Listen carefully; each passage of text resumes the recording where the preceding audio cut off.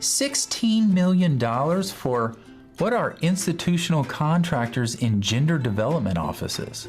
$3 million in non-emergency funding to provide evaluation services for planning and learning programs. Who's writing these? Kamala Harris?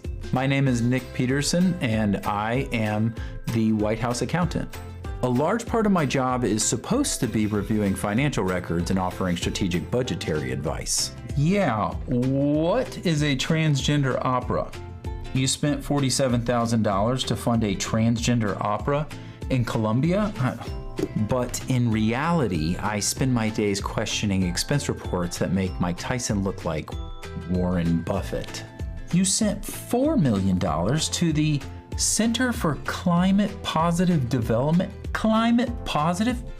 Are you brain damage positive?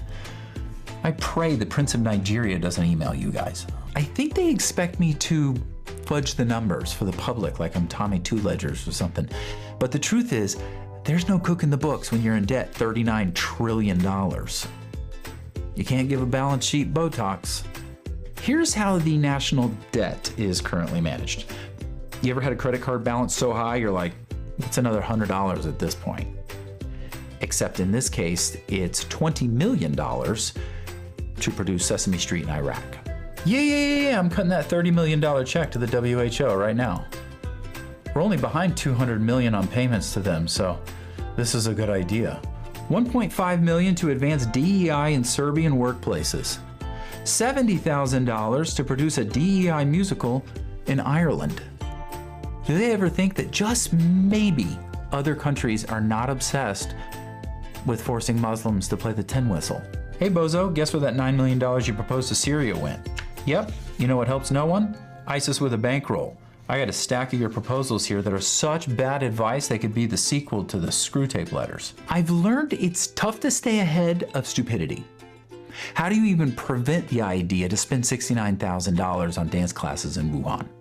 What's the thought process there? Like, I know we got a lot of homeless veterans, but let's teach Chinese people how to line dance. I even broke down and called the Dave Ramsey Show once. Yes, this is Jimmy calling from the white area of town. I need advice. Say I spent $50 million to fund condoms in Gaza. $50 million. Yeah. Hello? Being the White House accountant is an honor. It's just the pay is not worth the headache. I found if you want the big money, you gotta go where the big money is at. So that's why this fall, I am starting a non-binary basket weaving team. Somewhere in the bowels of the city that never sleeps, Kevin McCullough, radio host with Salem Media, is a man also not sleeping. Syndicated radio talk show host Kevin McCullough. And that guy would like a word with you. Many of you know him as Nostradamus. Of course that Kevin show is going to be great. The only thing that could be greater, of course, would be that Donald show. We don't have that, so we have that Kevin show. Featuring the music of Dick Tunney and the Dream in Color Orchestra. Straight ahead, what is the Smithsonian Report? Mike Gonzalez from the Heritage Foundation. Will Biagini and Zachary Marschall from Campus Reform on all the shenanigans of higher education. Patrice Onwuka on Trump accounts for grown-ups. And Michelle Lazor joins us to talk about the importance of reading good books this summer. Sketch comedy from the puppet regime, Nick Peterson and the Babylon Bees. And Dan and Shay in the Spotlight.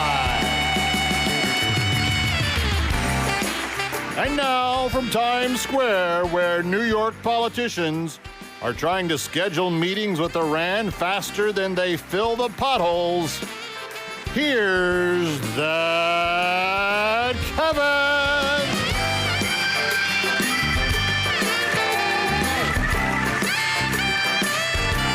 Thank you very much, David. Appreciate it. It's true, ladies and gentlemen. I don't understand it. I don't know where the idea came from.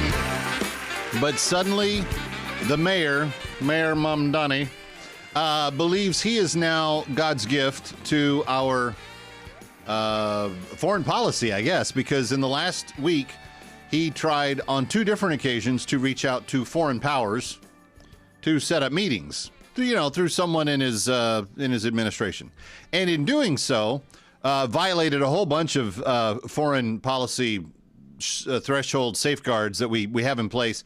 One of them was with Iran. I don't quite like. He wanted to talk to the Colombian drug lords. I don't know what that was about. But then he had his top lieutenant, the woman who stood outside of Senator Jeff Flake's office and said, "Why are you going to vote yes for Kavanaugh?" That same person that now works in Mamdani's sphere of trust, that person was supposed to have a high-level meeting with the Iranians. And I'm saying to myself, this comes at an odd moment, don't you think? This comes at a very peculiar time and place to be scheduling a meeting with a top-level Iranian official, because I don't quite understand what the thinking is when Iran is saying they're going to kill our president, to be trying to have a private hush-hush top-level meeting with him. And, of course, the State Department got involved and said, no, we're not doing that. We're not going to start doing foreign policy discussions, negotiations based on, Mayor Mamdani's empathy for our enemy that we're at war with. And we are at war. We are at war. The president did say the ceasefire's over. We spent the next 48 hours bombing the blitzkrieg out of those people. The IRGC. We love the Iranian people. We don't have anything at all against the Iranian people. But the people that are still causing all the trouble, we bombed them back to the Stone Age. We did 170 missions in 48 hours. We took out all kinds of stuff. And you know how we know it's successful? Because we're still in control of the strait. See, these people, these crazy goat mating weirdos that are in the desert that are praying to Allah and doing all of the extreme things, they have a death wish. They don't want to be here. They're literally begging us to kill all of them. So the president's like, okay. Well, so then they have the Khomeini funeral this last weekend. And we're all over here, USA, and saluting the troops and seeing the planes fly over and watching the Amerigo Vespucci, the most beautiful ship in the world, travel up the Hudson River. It was such a sight to behold. But we're doing all of that, and they're marching. They're forcing all of the people into the soccer stadium and saying, "Here, you hold this banner. It says, 'We will kill Trump.'" And then they got them to chant it and do a whole bunch of other stuff. And it's interesting because in the last 24 hours, I also became aware of a little interview that the president did, the big guy did with Peter Doocy. And he actually said, that'd be the dumbest thing they could possibly do, because I have standing orders that if I get assassinated, we blow Iran off the map. We literally obliterate it. Like there's nothing left. Like they're all dust. So I don't understand the goat marrying IRGC inbred cyclopses that they have running their IRGC stuff. They just seem demonically possessed to me. But that's them. Why is Mayor Mamdani asking for meetings with them? Why are his people reaching out saying, "Hey, you want to get a cup of coffee?" If I was the mayor of a major American city, much less the most important American city, I'd probably be going, you know what? Now's not a good time to be trying to develop that Tehran, New York sister city relationship. Just probably shouldn't go about that at this point in time, given the fact that they want to do that. And I'm being serious about what Trump said. And I don't know if you noticed, but when he decided to come home, he said it loud and clear. The ceasefire is off. And what he means by that is we're not going to just go blast away at them until time for them to say, oh, can we have another memorandum of understanding? No, they've lost their last chance. These guys are dead. It's just a matter of time. I was talking with some sources this week. There are probably 1,000 to 10,000 Mossad agents in Iran as we speak. We know where these guys put their head down on pillows at night. We are going to go 1 by 1 or 10 by 10 or 12 by 12 or bridge by bridge or meeting house by meeting house, take them all out. You don't get to say that you're going to come kill our president. We have the right to respond to that. And I think that it's just really rather amazing that they don't realize that. We're in control. They're not. They think they are. They want to be. They believe that Allah is, but none of that's reality. Stay with us. Kevin McCullough, huge show. We're going to talk about something called the Smithsonian Report that you haven't heard about when we come back, but it's bad. It's really bad. Don't go anywhere.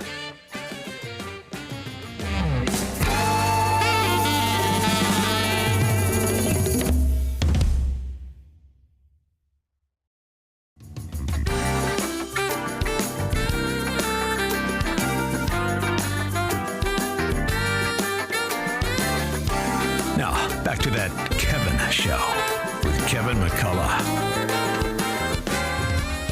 Welcome back. It's That Kevin Show, thatkevinshow.com. Always glad to have you with us. We never put anything behind the paywall because we want you to have access to all of it.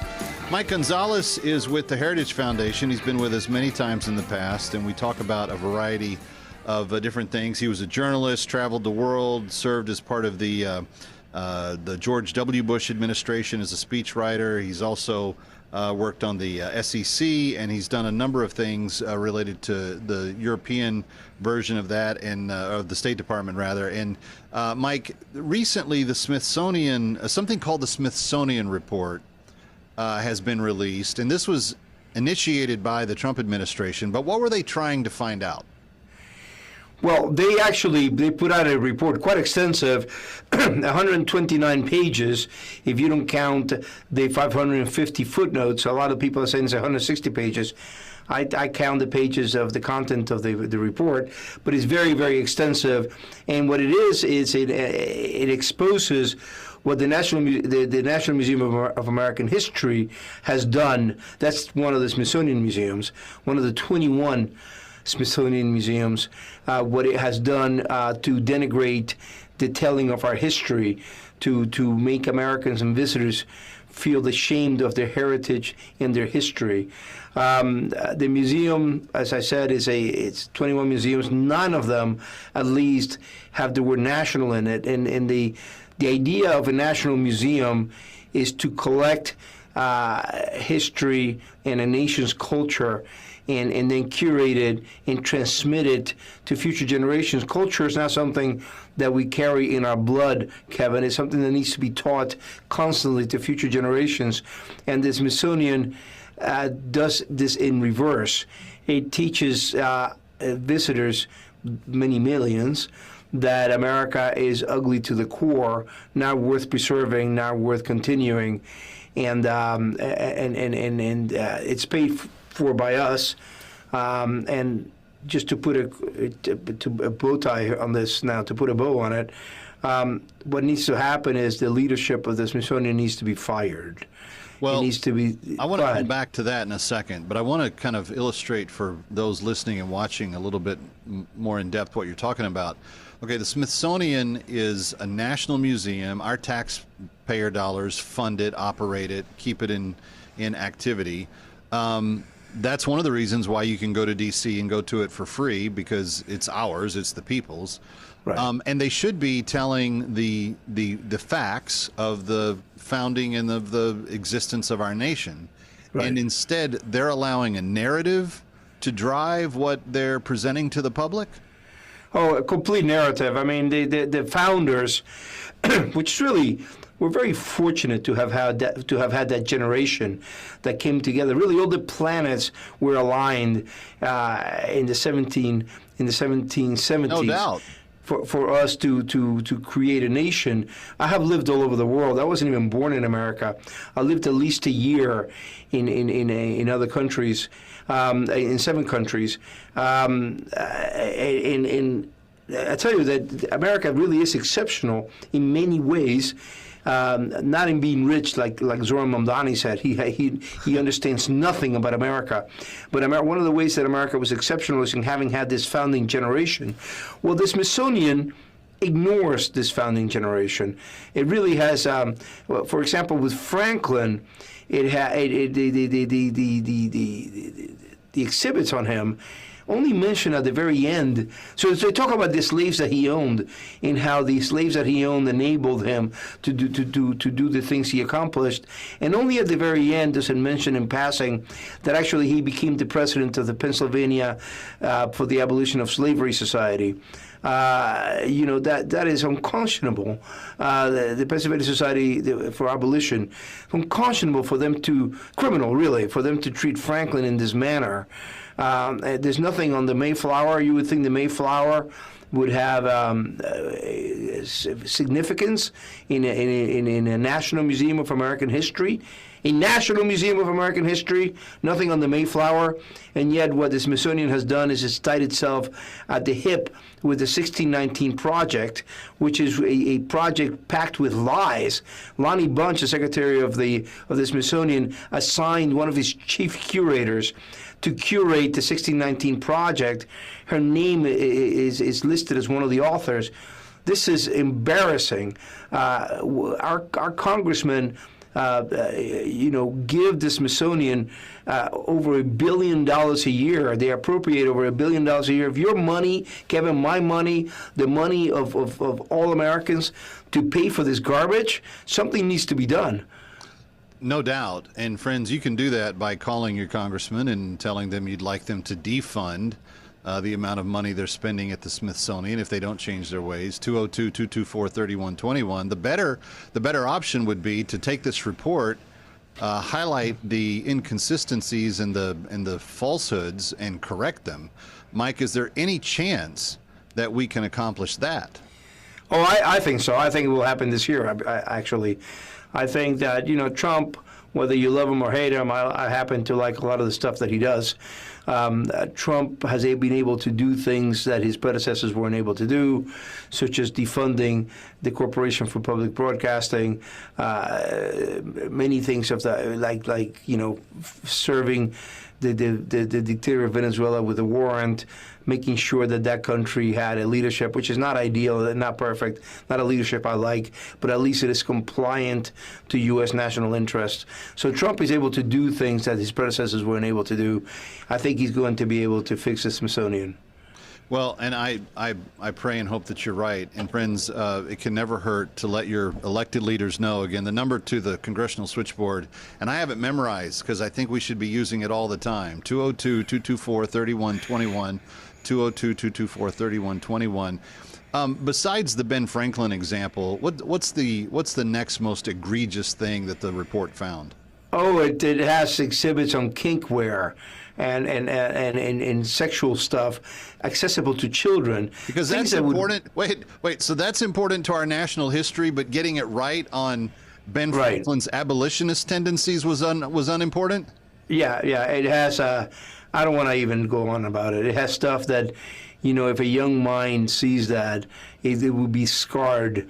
Holsters, things that are used by the depraved in sexual acts. So we're calling for the firing of the Smithsonian. The leadership has to go. Anthea Hardig, the director of the National Museum of American History, has to be fired. But particularly, much more importantly, her boss, Lonnie Bunch III, needs to be fired. And the Latino Museum must never be built. The Latino Museum hasn't been built yet. It's going to be another hothouse, another incubator of grievances. For heaven's sakes, let's stop funding the building of this museum. We know it's going to be not just headed in the same direction as the National Museum of American History. It's going to be much, much worse. It's going to try to tell 1/20th of Americans today that their country hates them and they should hate their country. This is not what we need to do with our money. Yeah. Only foolish people would pay for the erasure of their history and heritage. Americans are not a foolish people. I don't believe that they are, Mike, and I agree with you. Senior Fellow Mike Gonzalez at the Heritage Foundation, thanks for making us aware of this. We appreciate it. Thank you. Thanks a lot, Kevin. Stick around for more of That Kevin. Next, That Kevin Show with Kevin McCullough.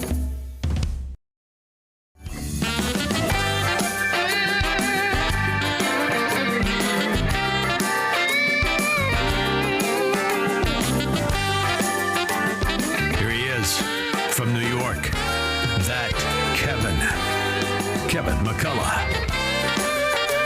Welcome back. It's That Kevin Show, thatkevinshow.com. And you know that we like to keep our eye on what's going on, educationally speaking, across the board. And I'm so grateful for campus reform because they are watching some of the issues that if we didn't know to be looking for, we wouldn't have awareness of what was being done. And because they are there, we can actually inform you, and I'm grateful for that. Will Biagini is back with us. And William, it's been a little while since you were here, but we appreciate you coming back. I just found out that Governor Pritzker in Illinois is trying to revive this old adaged, failed kind of system of trying to give in-state tuition pricing for illegal immigrants. How's that going down in the Midwest? That's right. Thank you so much for having me. Always great to be here. We got this wild story to talk about today. As you said, Illinois Governor Pritzker recently signed this new law that would give in-state tuition benefits to illegal aliens. I mean, it's as simple as it sounds, and it's also as insulting as it sounds. It's insulting to Illinois residents. It's insulting to American taxpayers. Think about how crazy that is, that not only were you able to come into the country illegally, but universities and states and Democrats are giving you cash rewards for doing so. I find it insulting, and I think we all should. Well, and the problem here is that in-state tuition sometimes isn't even received well by people who actually have a right to it. So there are people that may be in-state in Illinois, but because of different classifications of where they lived in a portion of the year or whatever, they're denied the opportunity to have it. And here you have people that are off the grid, really unaccountable in terms of what kind of revenue they're producing into the economic system. And he's treating them as preferential to Americans, for particularly anybody that comes to that university from out of state. It just seems offensive. It should be offensive on its face to all American students. That's right. So, see, here's the thing. We already have students nationwide who are facing increasing tuition rates. Things education related are going up in cost. So not only do they have to face that and paying all this money for a degree that, as we've seen, is gradually becoming less worthless as time goes on. They're struggling to get a job right out of college because companies are now seeing these degrees as worthless. Not only that, but you have leaders of the nation who look at American students and say, you know what? I think an illegal alien should come before you. I think it's demoralizing. I was in school not too long ago, and so this is nothing new. But seeing it happen time and time again at states like Illinois, we see it happen in other states too, like Massachusetts and California, where illegal aliens are, as you said, given preferential treatment over American students. It's the same story every single time, and it's just a continual slap in the face to all Americans. Yeah, and I've got a close friend whose twins just graduated this year, and we live in the tri-state area, and both of her kids went to, one went to Indiana, and I think the other one went to Purdue, and they're going to have to pay out-of-state tuition costs for being a transplant, in essence, from New York to the state of Indiana. And yet, if this was Illinois, there would be illegal aliens getting cheaper education than they would be. And it's just, I think if you're in Illinois and you're hearing me, you're watching me, and I've got several great affiliates in the state, you need to contact the governor. You need to contact your assembly and get this law reversed. But that's just my thoughts. Let's move to Florida. You've got something to kind of the opposite end of the spectrum happening down there. What's going on?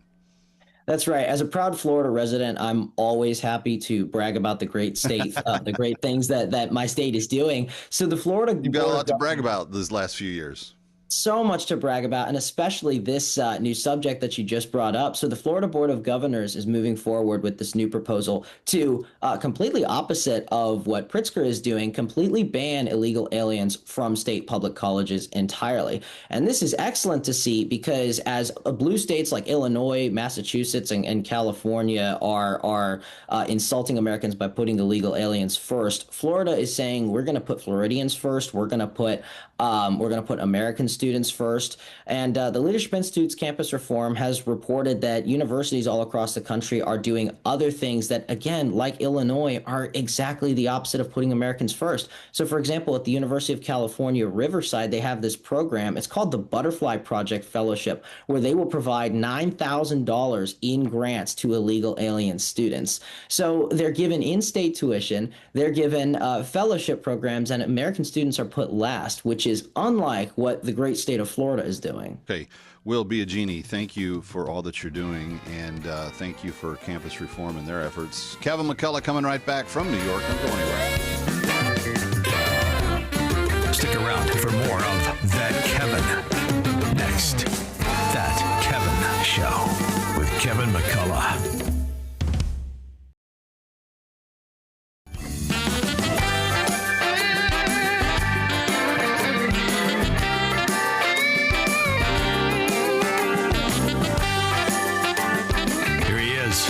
From New York, That Kevin McCullough. Glad to have you with us. It's That Kevin Show, thatkevinshow.com for everything related to the show. We never put it behind a paywall because we want you to have access to it. And when we have helpful conversations like the one we're going to, I think you'll want to also forward stuff to your friends. So we want to make sure you can do that. Zachary Marschall is PhD and Campus Reform's editor-in-chief. Campus Reform, of course, does this great job of keeping their eye on all the higher educational stuff going on in the country and kind of the shenanigans that go along with it sometimes. Zachary, we've had a lot of your colleagues on, but thank you for joining us. I know the editor-in-chief is busy, so we're grateful for it. Yeah, it's great to be here. The story is very simple. In Virginia and in Ohio, you have universities that are exploring a 3-year bachelor's degree. And the discussion about this is surrounding the cost of higher education. How does it work, and what's the thinking on it so far? Yeah, so the 4-year bachelor's degree that we're all familiar with is 4 years because we say it is.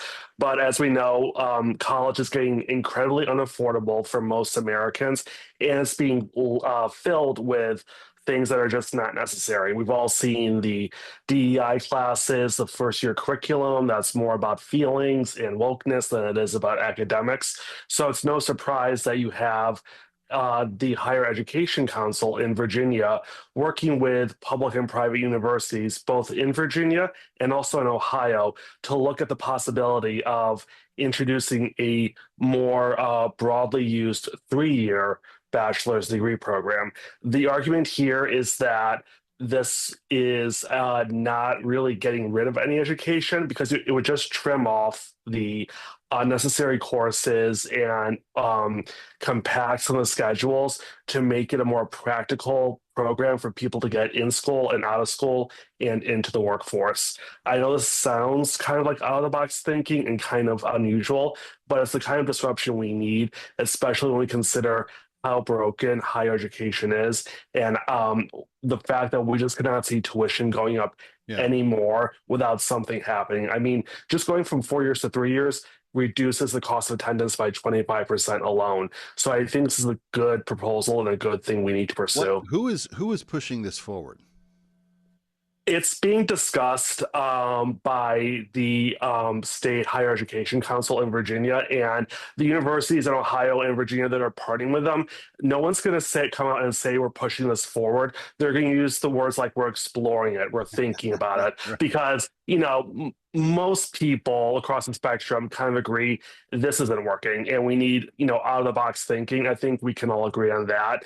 But going from 4 years to 3 years is such a radical idea that very few people are going to come out of the gate and say so. So what this consortium of universities is doing is exploring the idea, and by 2028, making a somewhat recommendation proposal on how to advance or not this idea forward. So as far as like, radicalness and fast action, this is about as slow as and as about as small c conservative as you can get. But it is something I think is good and that people should be championing, especially conservatives who have seen and called out higher education for the broken system that it is. I don't have any doubt about some of the merits of it, but I am interested because it seems like if universities depend on enrollment to, buffer their endowment funds and everything else, it seems like you're going to have some disgruntled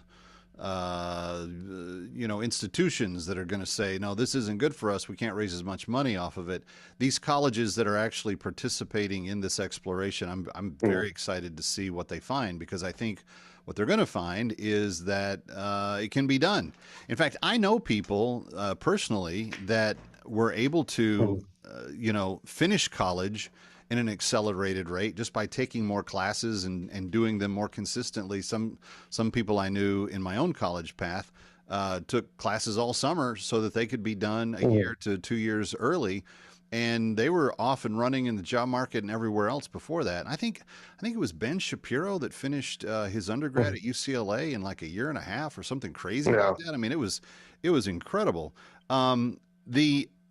The idea about this, though, does nothing but help the taxpayer and the college student themselves, which, as you point out, have been bearing the brunt of all this. How bad is the financial problem for kids trying to get into college now?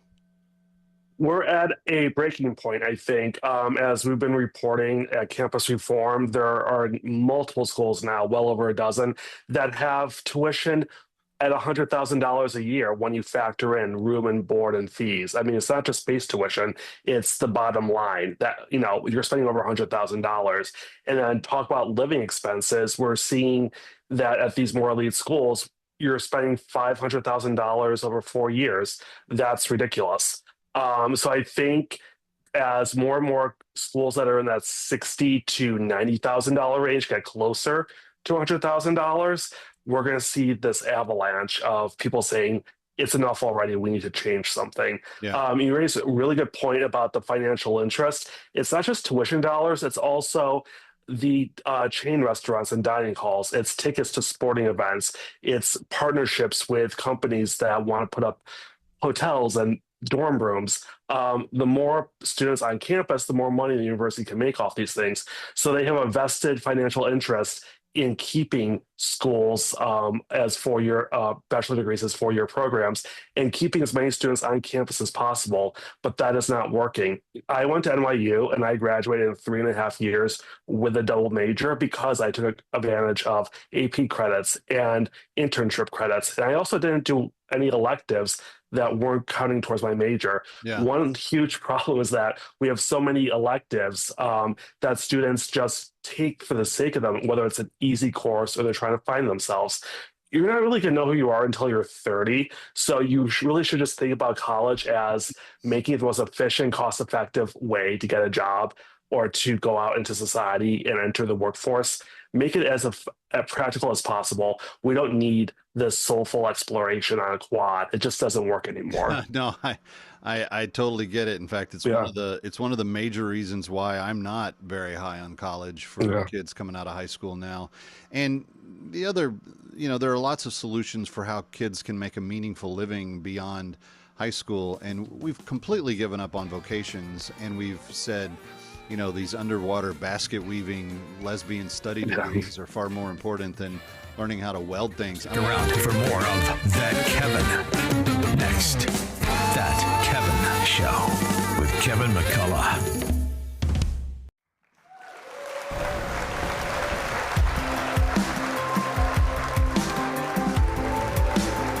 Ladies and gentlemen, fresh off their national anthem at the World Cup, it's Dan and Shay and Say So.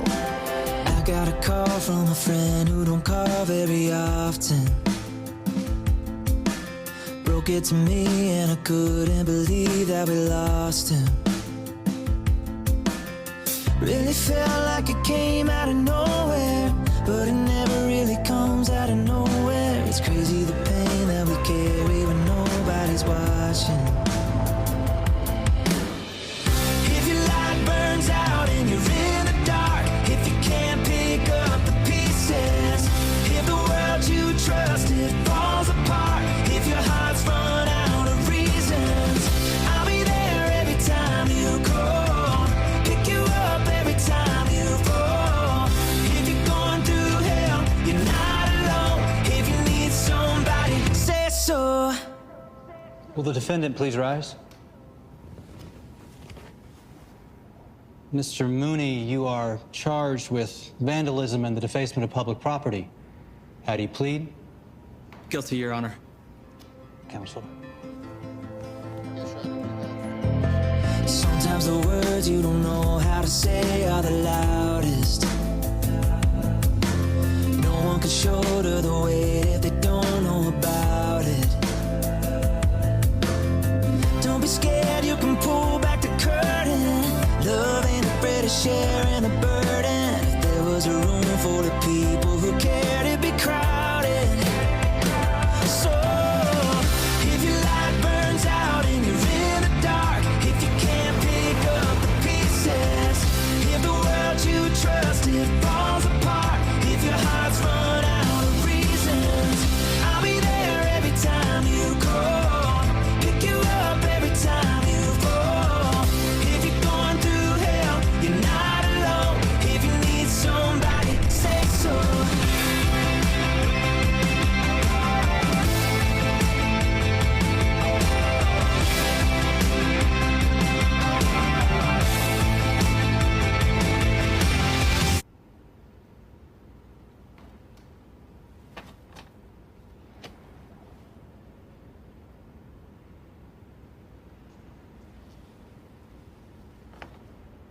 Please rise.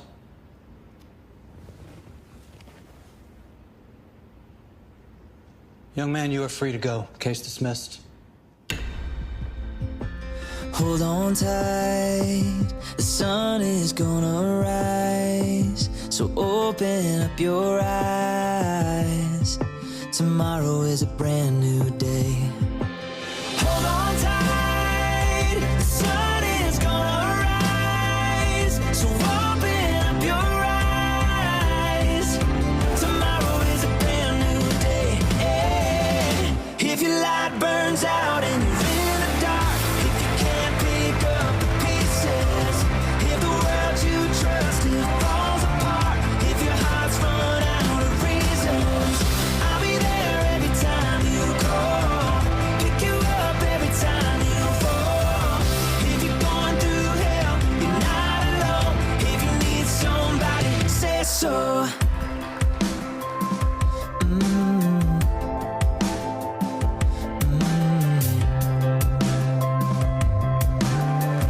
If you need somebody, say so.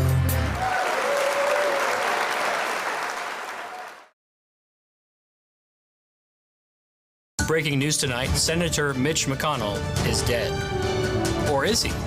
As rumors continue to circulate regarding his current condition, McConnell's staff reassured the public that even if he were dead, that would not be enough to prevent him from finishing out his term. The longtime Kentucky senator was hospitalized after being found unresponsive in his D.C. home. Despite concerns over his well-being, his staff insists he remains more than fit to serve the remainder of his term, even if eventually confirmed dead. A tiny little dweeb who plays Dungeons & Dragons, also known as a McConnell staffer, addressed the situation. No one would even know the difference. Whether he's alive or not, the next several months would be just the same. We can assure the American people that even if Senator McConnell should be confirmed dead in the next coming weeks, they can expect the same level of focus and attention that he's always had and has exhibited for the last several years. Republicans express similar confidence. He's always steady and consistent. Alive, dead, it's all the same to us. Honestly, I thought he'd been dead since 2022. Have you seen him? When asked for comment, McConnell's office responded with silence, consistent with his recent public appearances. Coming up next, GOP senators reassured the public once again that they spoke with Mitch McConnell just this morning, and they released this photo to prove it. Somewhere in the bowels of a city that never sleeps, Kevin McCullough, radio host with Salem Media, is a man also not sleeping. Syndicated radio talk show host Kevin McCullough. And that guy would like a word with you. Many of you know him as Vostradamus. Of course that Kevin show is going to be great. The only thing that could be greater, of course, would be that Donald show. We don't have that, so we have that Kevin show. Featuring the music of Dick Tunney and the Dream in Color Orchestra.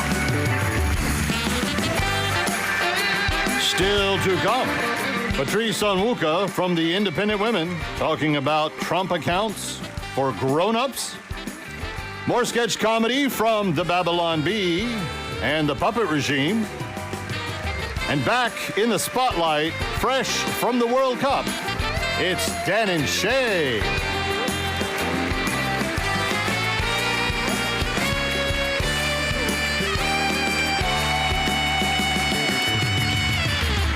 And now from Times Square, where apparently Death to America now qualifies as a networking opportunity, here's that Kevin!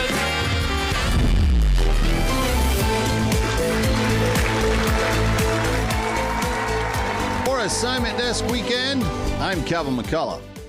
Officials tied to New York Mayor Zoran Mamdani reportedly planned a meeting with an Iranian envoy until the State Department stepped in and hit the brakes. Apparently, someone decided foreign policy shouldn't be handled the same way you organize a neighborhood block party.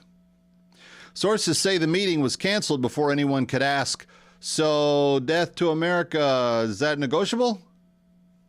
A Los Angeles Times reporter is criticizing the Dodgers for accepting a White House invitation, calling it tone deaf. Baseball fans responded with an equally shocking position, "We'd rather talk about baseball." And finally, Meghan Markle has returned to Britain with Archie and Lilibet for the first time in years, reuniting the royal family. Historians calling it a touching family moment. Tabloids are calling it enough content to make it through Christmas. For Assignment Desk Weekend, I'm Kevin McCullough.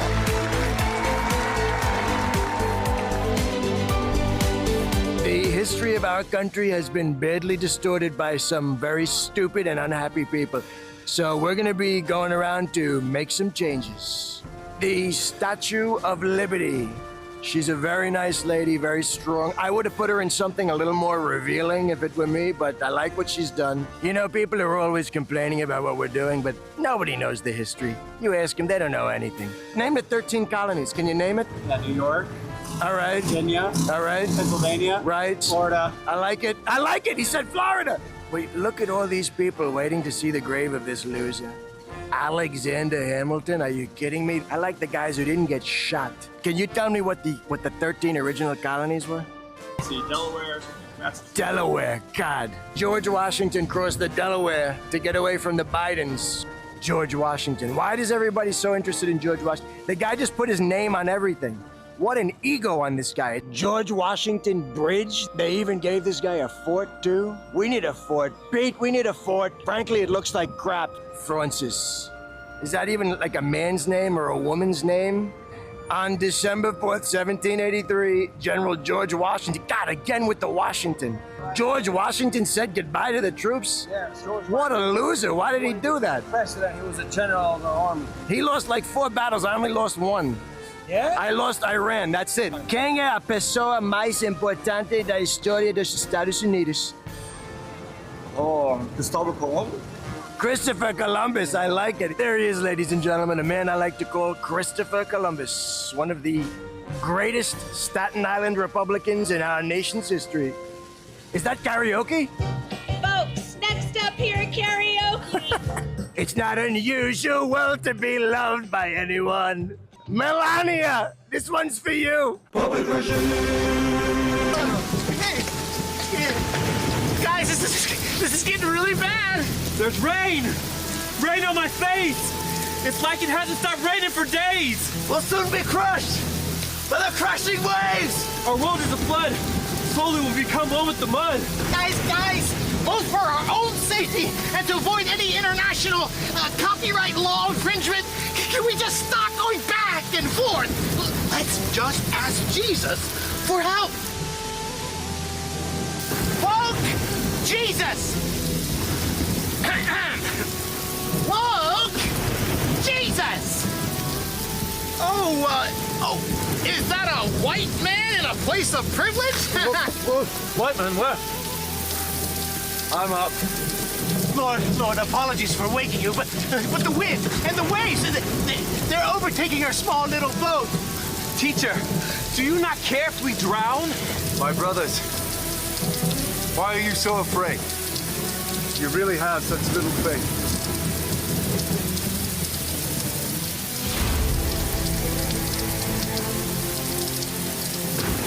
I can confirm this storm was caused by climate change.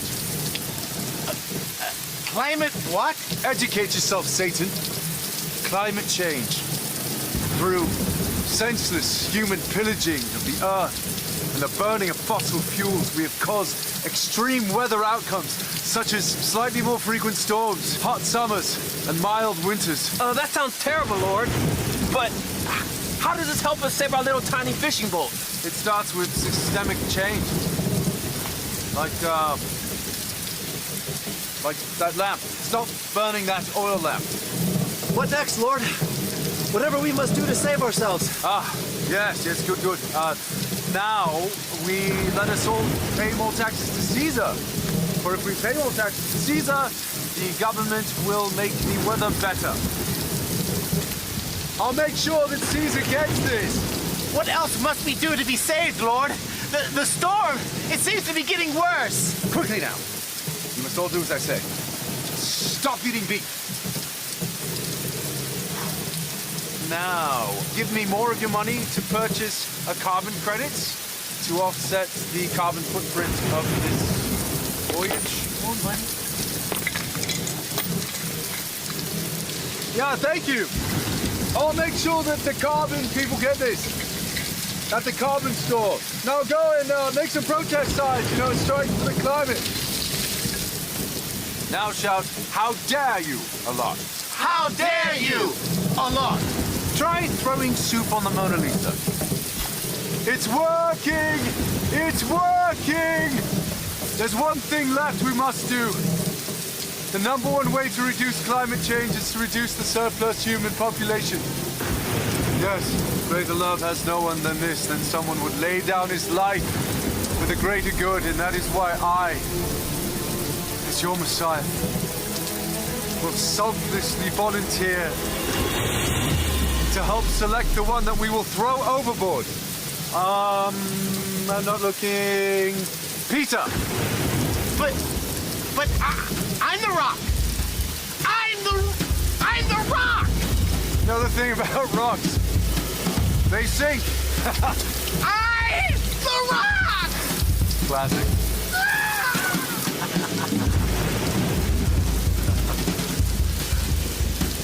Woke Jesus? I'm glad we've joined the fight against climate change, but the storm still rages on. What?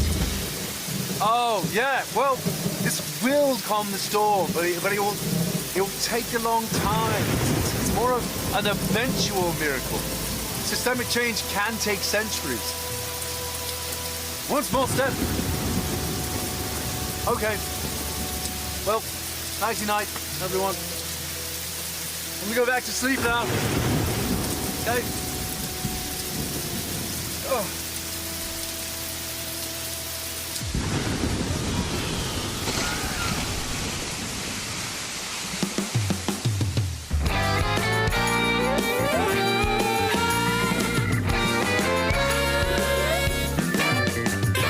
Ready or not, we'll be right back. That Kevin.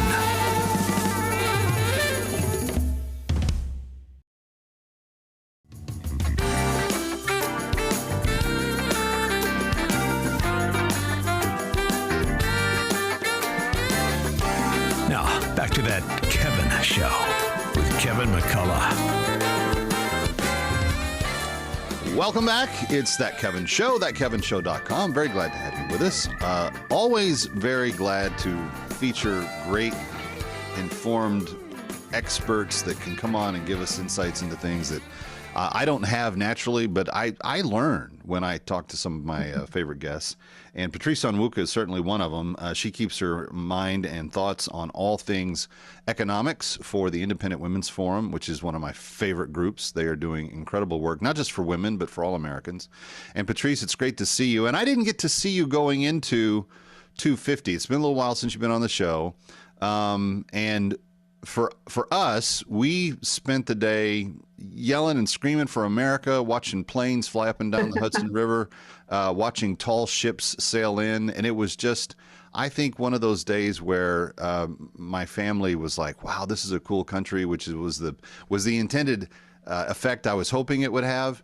But sadly, a lot of people in this country, media people in particular, got on and groused and grimaced about the whole thing and how terrible America is and the rest of it. I'm curious, you're a no-nonsense mom. You live in the nation's capital. You also happen to be African American. That's not a predetermined defining point for me, but some people, it's important to some people.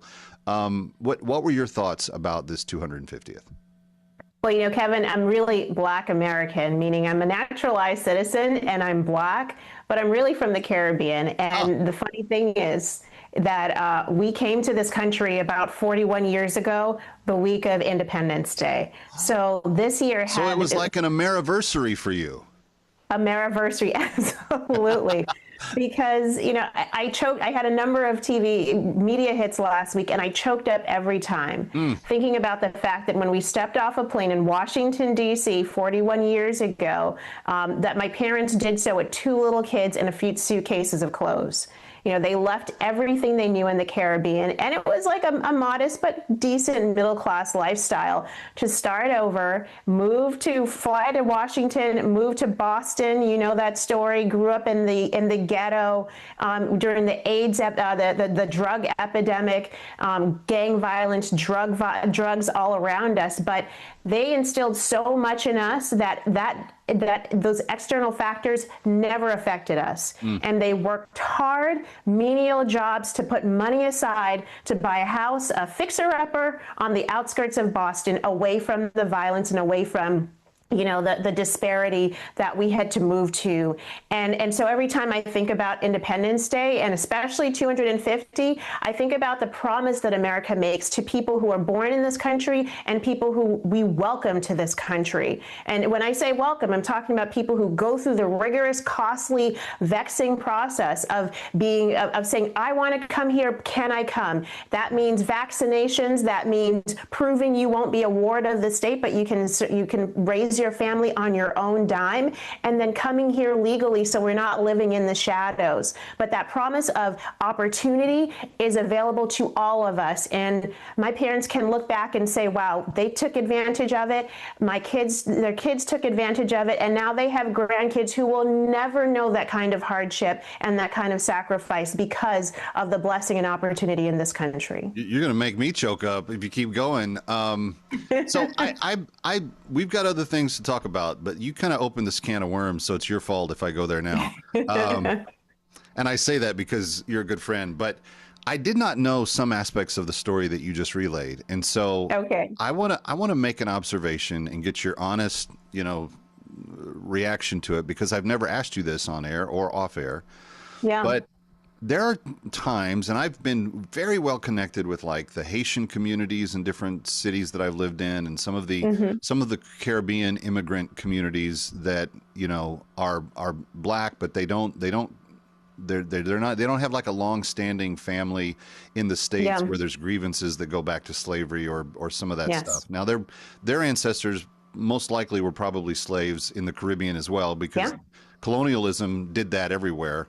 But I started noticing probably 25, 30 years ago that my immigrant Black friends oftentimes have a very different view of America and the opportunities that she presents than do my long-standing second, third generation black friends that are domestically born and did not come here.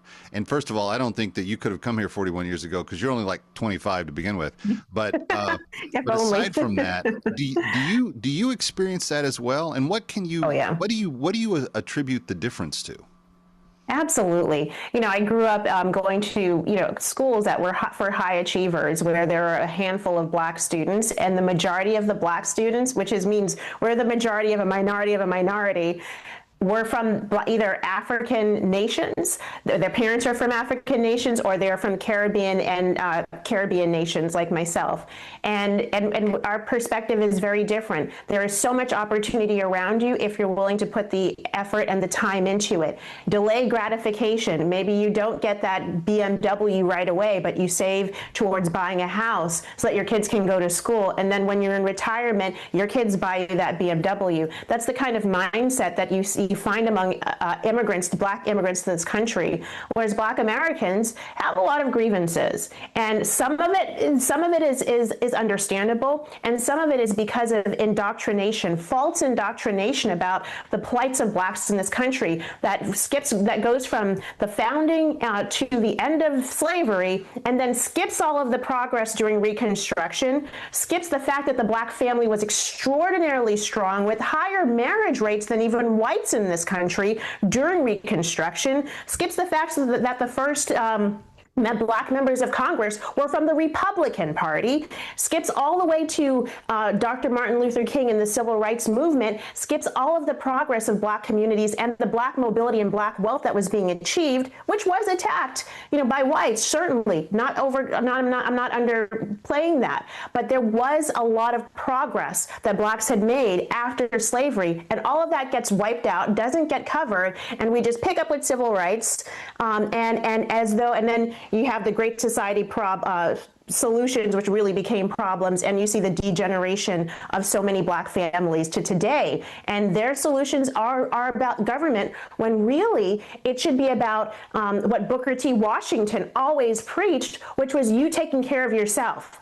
Build your human capital through education, through skills, through entrepreneurship.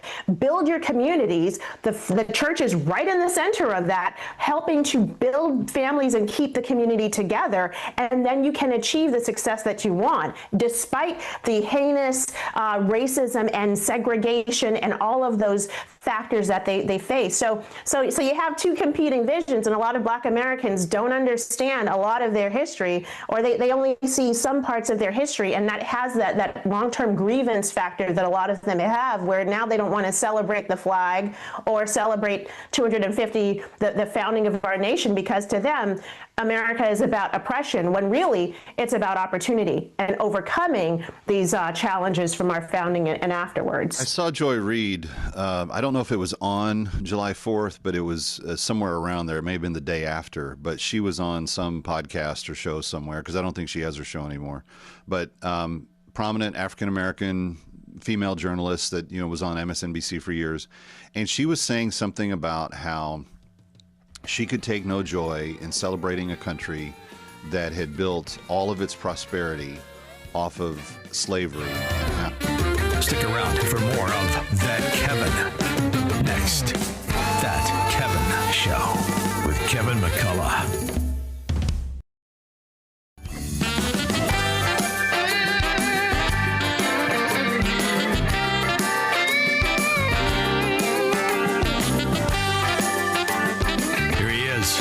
From New York, That Kevin McCullough. Welcome back. Glad you're with us. Kevin McCullough. It's That Kevin Show. Patrice Onwuka is with us from the Independent Women's Forum. IWF.org if you want any of their resources, and I recommend all of them. Patrice, you keep your eye on the economic policy and kind of the impact of economic policies that they have on us as a nation. And I've seen a lot of ads in social media lately on Instagram, seeing a lot of graphics saying, if you enroll your kid in a Trump account and you do the minimum contribution by 18, this is how much they earn. And by 28, this is how much they earn. And then if you do like the maximum, like the 28-year-old's a millionaire by the time they're 28 with the maximum donations. Why are these so popular? And is it true that he's thinking about doing something like that for grown-ups? So Trump accounts are these tax-advantaged accounts that, if your baby was born between the start of 2025 and the end of 2028, they will get a $1,000 grant from the federal government. But these accounts belong to your child, and so they grow over time. The app that you can download, if you go to trumpaccounts.gov, you download it at an app. Very simple, easy process. You have to be a United States citizen, have to have a Social Security number, a valid one. But you put that information there, your Trump account is opened in minutes. And if you have that baby, that $1,000 grant is deposited. But it's important because the government also provides financial literacy tools in the app. So you can learn about compound interest, you can learn about savings, you can learn about credit card debt, things like that. And it's meant to be an educational tool for children. They also get to own a piece of America, American companies specifically. And so the way these are designed is that they're funds held by State Street, but they're invested in the stock market. And so theoretically, your child gets to own a piece of Apple. It gets to own a piece of, SpaceX. And imagine over time, you talked about the growth, the compound interest. If you let's say you never add another penny into that account, your 18-year-old child will, at 18, get access to about $27,000. But if you are doing the $5,000 limit, and when I say you, it's parents, Kevin. It can be grandparents who make contributions. Your employer can make contributions or match yours. It can be philanthropists like Dell, like the founder of Dell, who has given over, I think, $250 million for kids from low-income zip codes, putting money into their accounts. Everyone can contribute, and over time, it is remarkable how much those accounts can grow to. Kids can use that towards educational expenses, maybe getting a trade, skills training. They can use it for a down payment on a house or to start a business, or they can just let it continue to sit until retirement. Yeah. So this is, I think, conditioning younger generations to understand that you can own your future. You can have access to American capitalism. It's not a dirty word like the socialists are trying to convince us that it is, but that by ownership, you get to determine your future, not be handed to something from the federal government, which may not be there, aka Social Security. Well, and that's part of the reason that I understand that Trump is taking a look at a Trump account style setup for grown-ups. But before we move to that, let me ask you about the kids account one bit further. Yeah. What if you don't have a newborn? What if your kids are a little bit older when this was introduced? Is there an advantage to still opening accounts for them? Absolutely. Great question. Yes, any kid under the age of 18 can have a Trump account. So I've set them up for my 6 and 7-year-olds. You can still contribute. The $5,000 contribution max annually still applies. And importantly, grandma, instead of sending your kids a toy they're going to break in 2 years for their birthday, put money in the Trump accounts. People can adopt their local soccer team and put $50 in the Trump accounts. Local foundations, community foundations can adopt a school or adopt a kindergarten class and put money in those Trump accounts, and it can grow over time. So it doesn't just have to be a baby. However, only babies, those born between 2025 and 2028, will get that $1,000 grant. So the Trump account itself, is there a guaranteed return rate of interest on it? How are they approaching that? Well, I think they're annualizing just generally how the market is operating, considering maybe like a 7% return every year, something like that. And so there's no guarantee, obviously, if it's in the market, but it's still pretty good. Yeah. And so, and what's great is that you can still also control what companies that you're buying into. You can have some control as an individual or as a parent in where that money is being invested. I mean, it's better than a savings account. So that's right. They're on average about 3% right now. So absolutely love it. I hope that they're successful with that. Patrice Onwuka, always appreciate your smiling insights on everything that we have going on. Thank you for sharing your 250 story with us, and have a great week. Thanks so much. You got it. Kevin McCullough coming back from Times Square. Don't go anywhere. Stick around for more of That Kevin. Next, That Kevin Show with Kevin McCullough.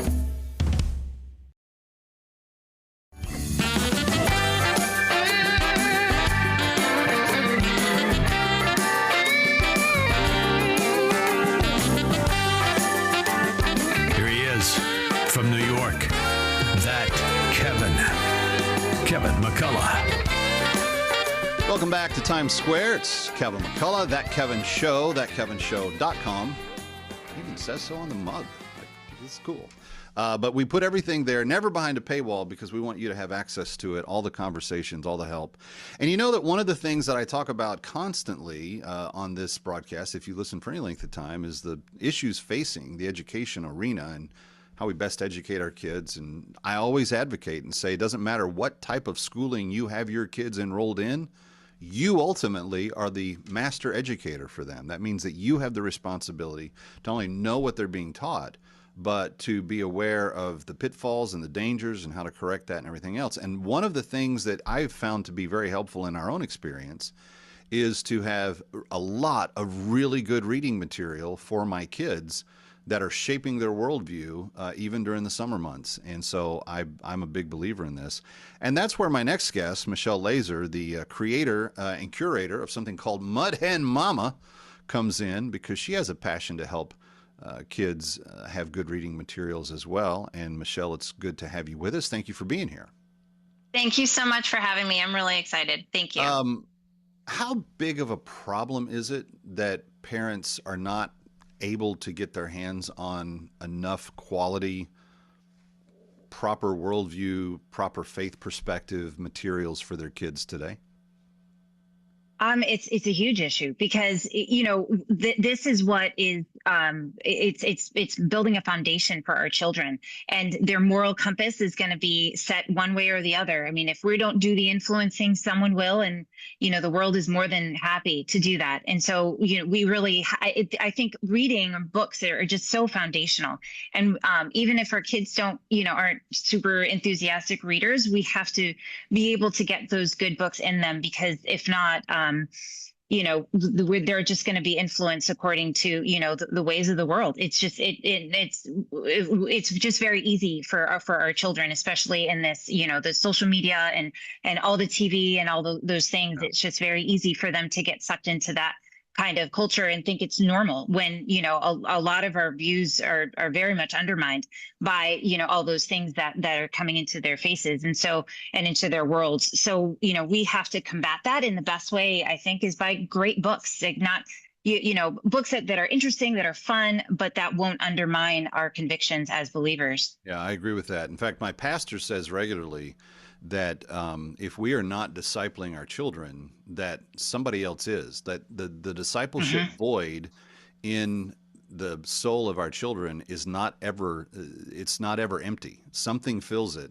And if it's not us with biblical truth and biblical instruction and biblical worldview, other things will take advantage of that absence. And so I absolutely believe that. And it's one of the reasons why I do make such a big deal. It is not I don't judge parents that don't have their kids in Christian schools or homeschools, or some of them have public schools or charter schools. There's so many different schooling systems that people have and use across the country. I think we fix 99% of the problem if parents are deeply engaged in that process and fully up to speed with what their kids are being exposed to. I happen to have been homeschooled for a good portion of my education when I was young. None of my kids have been homeschooled. So it's like, I'm not trying to be a contradiction to the world around us. I'm just trying to have a consistent advocacy which says, Mom and Dad, it's up to you. And I'm not taking my boot off that neck. You've got to do the hard part. But Marschall, that's where absolutely, that's where what you're doing can really help people. And I want to give you a chance to explain what Mud Hen Mama is about and why you started it. So Mud Hen Mama is just an online bookstore for families to be able to purchase books that do not conflict with the biblical worldview. I started it because honestly, this is something that I wanted for myself. Just to give a little bit of background, we were living in Korea for 9 years, came back to the United States around 11 years ago. And it's funny that you mentioned that you were homeschooled. So we had homeschooled our children for about 1.5 years. So I was exposed to that world, and I, found so many great books that I realized that, wow, the general public don't know about any of these books. So that was just sort of something that was in the back of my mind. And then we came to the United States My husband started teaching at a wonderful Christian school, but even in the Christian school, they were sent home with some some flyers for kids to purchase books. And I noticed that a lot of those books were just not edifying, to say the least. They were just, sort of junky books. And I thought, I don't want to. I want more for my children than just something for them to read. There's two levels of issue here. It's not just the worldview flat out, which that if it's in conflict with what you believe, but also the kind of aspirational, like getting them to think deeper and be more intellectual about how they're processing the information that they're receiving. Absolutely. But that was just what I noticed initially. And then several years later is when I really, that was around 2020 when I noticed that, wow, there's things that it's not just that it's junky, but it's actually, I compare it to food, that it wasn't just like junk food. It was actually poison that was going into our children's minds through these books. And so there was, I would go to the library and I actually myself checked out books that I thought looked cute from the cover.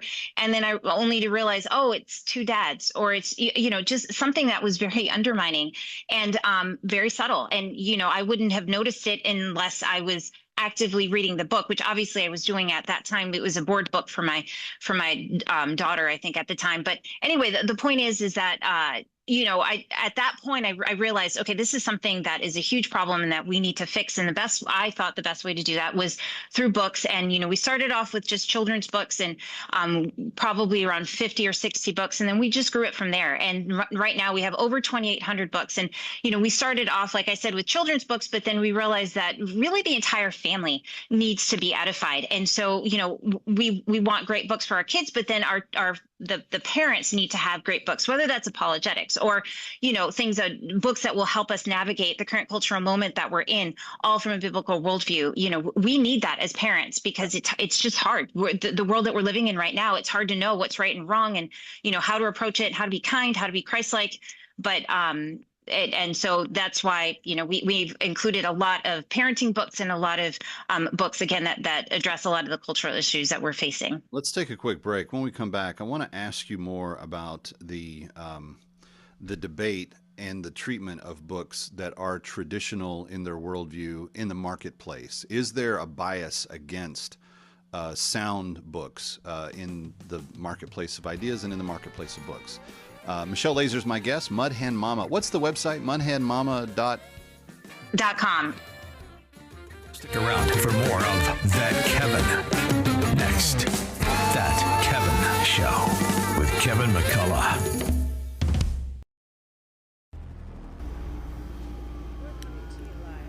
Ladies and gentlemen, once again, it's Dan and Shay.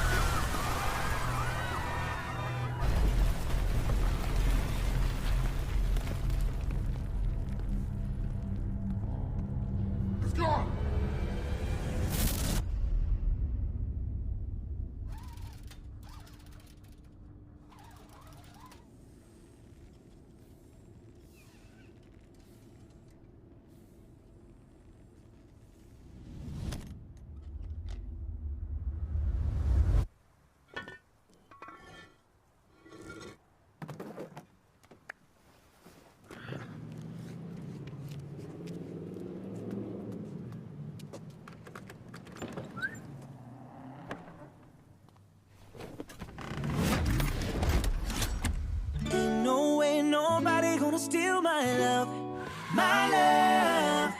Can't take my eyes off you, even if I wanted to. I swear I'm staring at heaven, holding you here tonight, watching all the stars align. I wanna stay for forever. Yeah, the sky could